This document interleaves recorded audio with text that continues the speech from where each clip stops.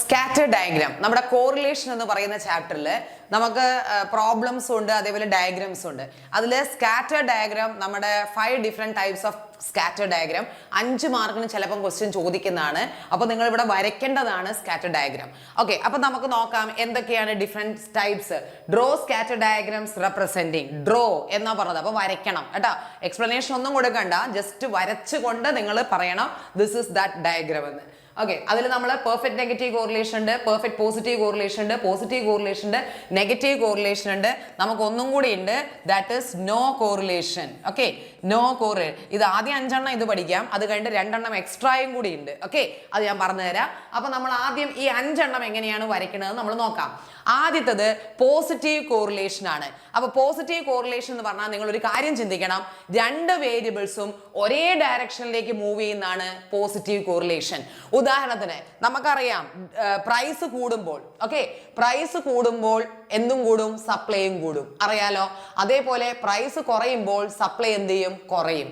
Okay, അപ്പൊ ഇവിടെ 2 വേരിയബിൾസും ഒരേ ഡയറക്ഷനിലേക്ക് കൂടുകയാണെങ്കിൽ 2 ഒന്നിച്ചു കൂടും, കുറയുകയാണെങ്കിൽ 2 ഒന്നിച്ചു കുറയും. അങ്ങനെയുള്ളതാണ് പോസിറ്റീവ് കോറിലേഷൻ. അങ്ങനെയാണെങ്കിൽ അതിന്റെ ഡയഗ്രാം എങ്ങനെ ഇരിക്കും എന്ന് ചോദിച്ചാൽ നിങ്ങൾ ഡയഗ്രാം മാത്രം അങ്ങോട്ടേക്ക് വരച്ചാൽ മതി. നമ്മളിവിടെ എക്സ് എന്നും ഇവിടെ നമ്മൾ വൈ എന്നുമാണ് കൊടുക്കുന്നത്. പോസിറ്റീവ് കോറിലേഷൻ എന്ന് പറഞ്ഞാൽ ഇങ്ങനെ ഒരു വര വരയ്ക്കണം. കണ്ടോ, വരച്ചിട്ട് നമ്മൾ ഈ ലൈനിന്റെ അപ്പുറത്തും ഇപ്പുറത്തുമായിട്ട് ഇങ്ങനെ ഇൻറ്റു, അതായത് മാർക്ക് ചെയ്യുക. ഓക്കെ, ഇതാണ് പോസിറ്റീവ് കോറിലേഷൻ. അങ്ങനെയാണെങ്കിൽ പെർഫെക്റ്റ് പോസിറ്റീവ് എന്താണെന്നാണ് ഡൗട്ട്. രണ്ടും പോസിറ്റീവാ, ഇതും പോസിറ്റീവാണ്, ഇതും പോസിറ്റീവാ. പക്ഷെ പെർഫെക്റ്റ് പോസിറ്റീവ് എന്ന് പറഞ്ഞാൽ ഒരേ ഇതേ സെയിം തന്നെയാണ്, പക്ഷെ ഒരു വ്യത്യാസം, ഒരേ പെർസെൻറ്റേജിലായിരിക്കും വ്യത്യാസം. 20% സാധനത്തിന്റെ പ്രൈസ് കൂടുമ്പോൾ 20% സപ്ലൈ. അപ്പൊ 20% എന്ന് പറയുമ്പോൾ ഒരേ പ്രൊപ്പോർഷൻ അല്ലേ. അങ്ങനെ വരുന്നതാണ് പെർഫെക്റ്റ് പോസിറ്റീവ്. മക്കളെ ഇവിടെയും നമ്മൾ മാർക്ക് ചെയ്യുക എക്സ് എന്നും ഇവിടെ നമ്മൾ വൈ എന്നും മാർക്ക് ചെയ്യുക. ഡയഗ്രാം ഇങ്ങനെ തന്നെയാ, ഷേപ്പ് ഇങ്ങനെ തന്നെയാ, പോസിറ്റീവ് ആണ്. പക്ഷേ പോയിന്റ്സ് എന്ന് പറയുന്നത് ഓൺ ദ ലൈൻ ആണ്. കണ്ടോ, ഓൺ ദ ലൈൻ. ഇതാണ് പെർഫെക്റ്റ് പോസിറ്റീവ് കോറിലേഷൻ. അങ്ങനെയാണെങ്കിൽ നമ്മൾ അടുത്ത് നോക്കാൻ പോകുന്നത് പെർഫെക്റ്റ് നെഗറ്റീവ് കോറിലേഷൻ എന്താണെന്നാ. പെർഫെക്റ്റ് നെഗറ്റീവ് എന്ന് പറഞ്ഞാൽ 2 വേരിയബിൾസും വ്യത്യസ്ത ഡയറക്ഷനിലേക്ക് മൂവ് ചെയ്യുക. ഉദാഹരണത്തിന് പ്രൈസ് കൂടുമ്പോൾ ഡിമാൻഡ് കുറഞ്ഞു. കണ്ടോ, രണ്ടും വ്യത്യസ്ത ഡയറക്ഷനിലേക്കല്ലേ മൂവ് ചെയ്തത്. ഉദാഹരണത്തിന് പ്രൈസ് കുറഞ്ഞപ്പോൾ ഡിമാൻഡ് കൂടി. കണ്ടോ, അതും 2 ഡയറക്ഷനിലേക്കല്ലേ മൂവ് ചെയ്തത്. അപ്പൊ 2 വേരിയബിൾസ് വ്യത്യസ്ത ഡയറക്ഷനിലേക്ക് മൂവ് ചെയ്യുകയാണെങ്കിൽ അതാണ് നമ്മുടെ എന്ത്, നെഗറ്റീവ് കോറിലേഷൻ. അപ്പൊ അതിന്റെ ഡയഗ്രാം എങ്ങനെ ഇരിക്കും നിങ്ങൾക്ക് അറിയോ, ഇങ്ങനെ ഇരിക്കും. അതേപോലെയല്ല, ജസ്റ്റ് ഓപ്പോസിറ്റ് ആണ്.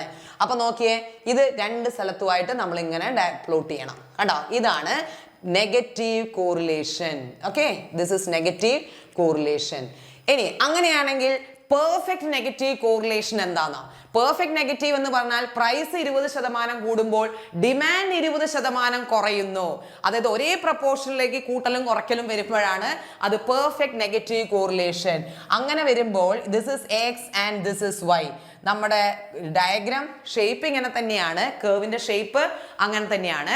പക്ഷേ points will be on the line. കണ്ടോ, ഇങ്ങനെ വരും പോയിന്റ്സ്. എവിടെ വരും, ഓൺ ദ ലൈൻ. മക്കളെ ഇങ്ങനെ ഹെഡിങ് കൊടുത്തിട്ട് ഇങ്ങനെ വരച്ചു വെച്ച് കഴിഞ്ഞാൽ ഫുള്ള് മാർക്ക് കിട്ടും കേട്ടോ. അപ്പൊ ഇത് 4 എണ്ണമായി, perfect positive, perfect negative and positive correlation. ഇത് കൂടാതെ നമുക്ക് ഒരു ഇമ്പോർട്ടന്റ് ഉണ്ട്, ദാറ്റ് ഇസ് നോ കോറിലേഷൻ.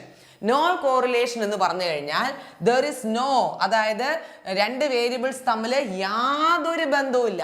ഇപ്പൊ ഉദാഹരണം ഷൂവിന്റെ വിലയും ഐസ്ക്രീമിന്റെ ഡിമാൻഡും തമ്മിൽ എന്തെങ്കിലും ബന്ധമുണ്ടോ?